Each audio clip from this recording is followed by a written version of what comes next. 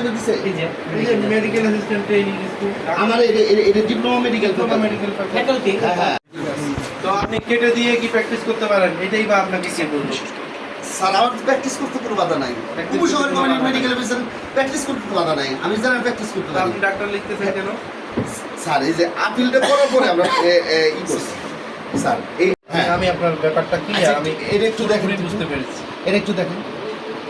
Appeal করছি, আপিলে আমার লিখতে দিছে ওইটা হাইরা গেলে আপিল করলেই আপনি এই করতে পারেন। আপিল তো করতেই পারি, কিন্তু এটা রায় তো আছে। এটা রায় তো আসে না, আপিল তো আমাকে ডাক্তার লিখতে বলছে। এখানে লিখতে বলতে হ্যাঁ হ্যাঁ লেখে করে দেখেন, করে দেখেন। ক্লিয়ার ব্যবহার করতে বলছে না। অন্য কোনো আইনে যাহা কিছুই থাকুক না কেন, এই আইনের অধীন নিবন্ধিত ব্যতীত কোনো মেডিকেল চিকিৎসক বা ডেন্টাল চিকিৎসক অ্যালোপ্যাথিক চিকিৎসা করিতে অথবা নিজেকে মেডিকেল চিকিৎসক বা ক্ষেত্র মতে ডেন্টাল চিকিৎসক বলিয়া পরিচয় দিতে পারিবেন না। উনি কিন্তু এই কাজটা করতেছে। হ্যাঁ, কোনো ব্যক্তি উক্ত উপধারা 1-এর অধীন বিধান লঙ্ঘন করিলে উক্ত লঙ্ঘন হইবে একটি অপরাধ এবং তজ্জন্য তিনি 3 বছর কারাদণ্ড অথবা 1 লক্ষ টাকা অর্থদণ্ড অথবা উভয় দণ্ডে দণ্ডনীয় হইবেন। এই হচ্ছে শাস্তির বিধান। এবং আপনার জন্য কিছু সতর্কতা থাকবে, সেটা পরে বলবো। আগে আমার রায়টা ঘোষণা করি। আপনাকে আমি আমার তো আপিলে যদি আমার দেয়, আপিল করো, আপিলে সুপ্রিম কোর্টে আমার সেটা গেল একটা পার্ট। হ্যাঁ। কিন্তু আপনি হচ্ছে আপনার চিকিৎসকের নিবন্ধন ছাড়া আপনি নিজেকে ডাক্তার পরিচয় দিলেন, ওটা তো সেটা অপরাধ। নিষ্পত্তি হইব। আপনি কিন্তু নিজে কিছুক্ষণ আগেই স্বীকার করেছেন। স্যার ওটা নিষ্পত্তি হইব তো আপিলে আমাকে ডাক্তার দিব না ডিপ্লোমা ডাক্তার দিব?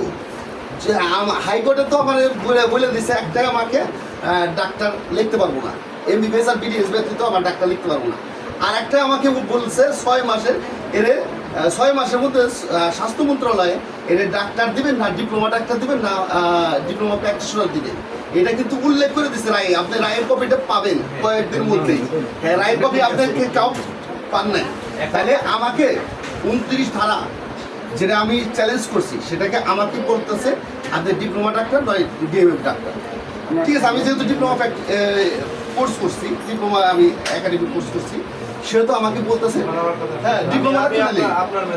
হ্যাঁ, এইটা যখন নিষ্পত্তি হয়ে যাবে তখন স্বাস্থ্য মন্ত্রণালয় থেকে বিএমডিসিতে পাঠাইবো। আপনি তো নিজেই অনেকগুলো কথা বলে যাচ্ছেন। হ্যাঁ স্যার, আপনার কথা শুনতে হ্যাঁ তখন ওই ধারাটা আমার থাকে। আপনি এই যে ডাক্তার পরিচয় দিচ্ছেন, হ্যাঁ স্যার, সেটা আপনার কাছে অপরাধ মনে হয় কিনা সেই রায় হওয়ার আগে পর্যন্ত? স্যার এবং আপনার কিন্তু কোনো নিবন্ধন আছে সেটা মেডিকেল অ্যাসিস্ট্যান্ট হিসেবে, ডাক্তার হিসেবে আপনার প্র্যাকটিশনার হিসেবে দিছি আমার নিবন্ধন।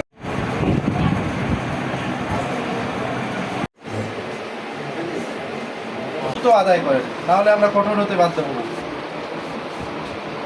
যে এমবিবিএস এবং বিডিএস ছাড়া কেউ ডাক্তার পদবি ব্যবহার করতে পারবে না।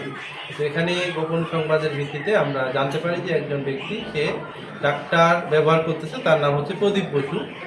তাকে আমরা আইনের আওতায় এনেছি এবং সে কোনো ধরনের নিবন্ধন ছাড়া বা এমবিবিএস বিডিএস ছাড়া তার নামের পূর্বে ডাক্তার পদবি ব্যবহার করতেছে। তার অপরাধ আমাদের সম্মুখে প্রমাণিত হয়েছে।